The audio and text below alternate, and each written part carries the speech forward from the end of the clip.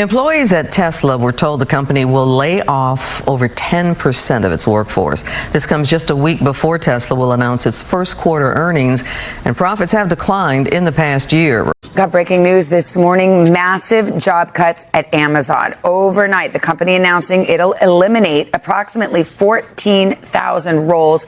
This is the largest corporate layoff of the year, one of the largest in Amazon's history. We got some breaking news just before you stepped onto set. This coming from Microsoft that basically they're going to cut 9,000 workers in a second wave of major layoffs. Something unbelievable is happening inside the United States right now.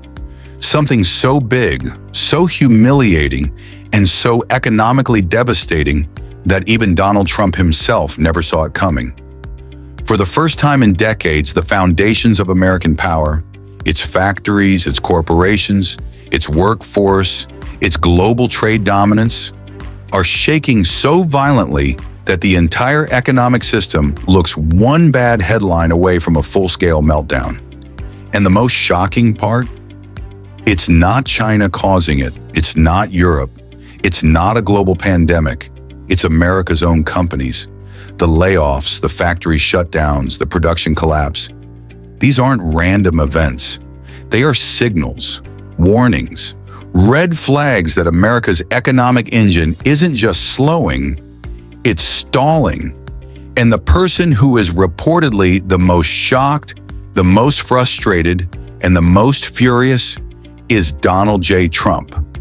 Because everything happening right now goes against what he believed would save America. Tariffs, tough trade laws, reshoring, corporate loyalty, and American jobs staying in American towns. Instead, the opposite is happening, fast. Across the entire country, the news cycle looks like a rolling funeral. Google firing thousands, Amazon eliminating even more, Tesla cutting teams in states that once celebrated the rise of electric innovation, UPS and FedEx scaling down as if the American consumer has suddenly vanished, Boeing, yes, Boeing, shifting production away from U.S. facilities while drowning in debt and crisis, and Walmart, the nation's largest employer, quietly reducing its staff, and in many towns, closing doors. This isn't a correction. This isn't a slowdown. This is something far deeper, something structural, something that sends a chill up the spine of anyone who understands economics. If the companies that built modern America are collapsing, then what does that mean for America itself? The story begins with something simple. American consumers don't have money anymore. Savings are gone. Credit cards are maxed. Everyday items are expensive. Rent is unbearable. And when people stop spending, the economic heartbeat of the nation goes silent. Behind every layoff is a broken family budget. Behind every factory shutdown is a community losing its backbone. Behind every store closure is a town losing its identity. And this is where the Trump shock truly begins. Because whether you support him or hate him, one thing is clear. Trump believed America's strength came from its workers, its factories, its manufacturing muscle. He believed tariffs would punish foreign competitors and force companies to bring production home. But now, as he reportedly watches U.S. corporations ship jobs overseas faster than ever, slash American payrolls, and shrink domestic operations, even Trump is stunned. His core promise, American workers first, is being destroyed by the very companies that benefited the most from his policies. He expected patriotism. He got profit-driven abandonment. He expected reshoring.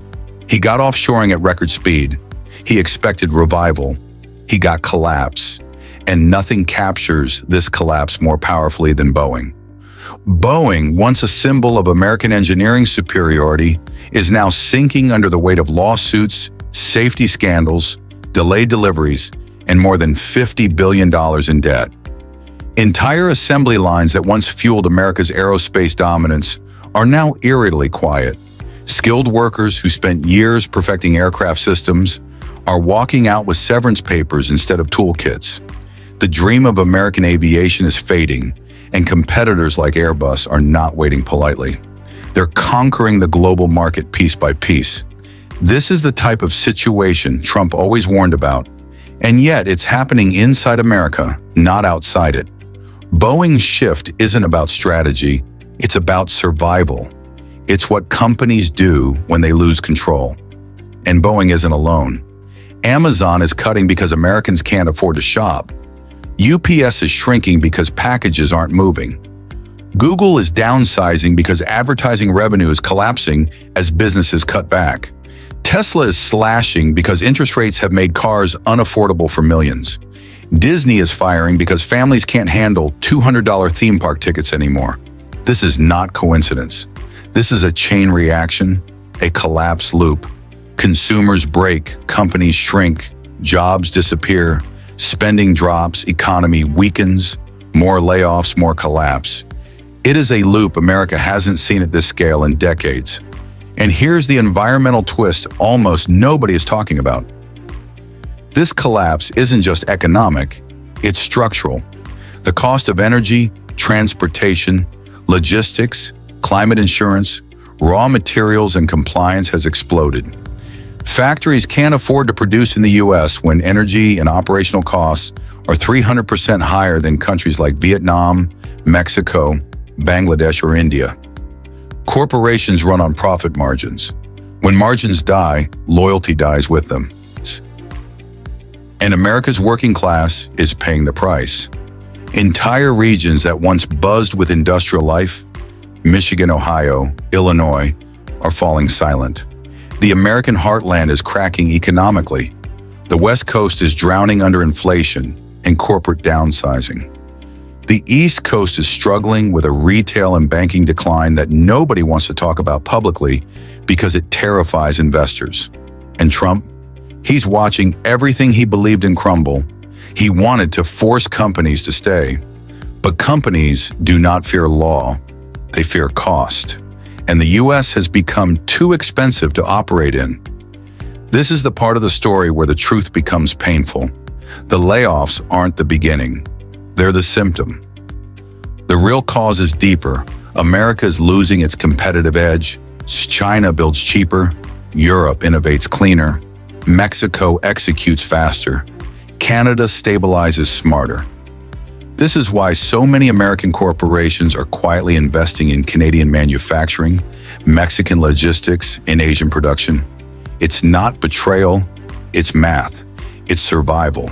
And as this shift accelerates, the American worker is becoming the greatest casualty in the modern economic war. Every factory closure means dozens of small businesses collapse around it. Every Walmart shutdown means an entire town loses its economic center. Every tech layoff means billions vanish from local markets. But this is where the story becomes even more dangerous. When corporations offshore jobs and the American economy weakens, what does Washington do? It retaliates, it panics, it imposes tariffs, and tariffs trigger global trade wars. Trump knows this. Biden knows this. Every economist knows this. The U.S. uses tariffs to defend its economy. But tariffs also raise prices. Higher prices reduce spending. Reduced spending collapses companies. Collapsed companies fire workers. Fired workers stop spending, and the cycle restarts. Stronger, worse, faster. This is why the current crisis isn't about companies losing money. It's about America losing balance. Every headline you see, Google firing people, Amazon shrinking, Tesla cutting production, Boeing drowning in debt, is actually pointing to a single frightening truth. The American economic model is cracking, and Trump's shock comes from one thing. He believed America's downfall would come from outside. Instead, it is coming from within. The collapse isn't at the border. It's not at the ports. It's not in trade deals. It's inside the corporations that once built America into a global superpower. Now they're tearing it apart. The question that remains is terrifying. If this is happening now, when the U.S. is supposedly stable, what happens when the next financial shock hits? If Boeing is collapsing today, what happens if Airbus pulls ahead tomorrow? If Americans can't afford Walmart today, what happens when inflation spikes again? If Tesla is shrinking today, what happens when EV demand falls further? And if giant companies are firing tens of thousands, what happens to small businesses with zero safety net? There is only one conclusion. America is entering a period of economic correction unlike anything it has faced in modern history. Millions will feel it. Thousands of towns will collapse under it. And Washington, whether under Trump, Biden, or anyone else, will not be able to stop the wave once it becomes a storm. This is not the end of America, but it is the end of an era and the beginning of something far more uncertain.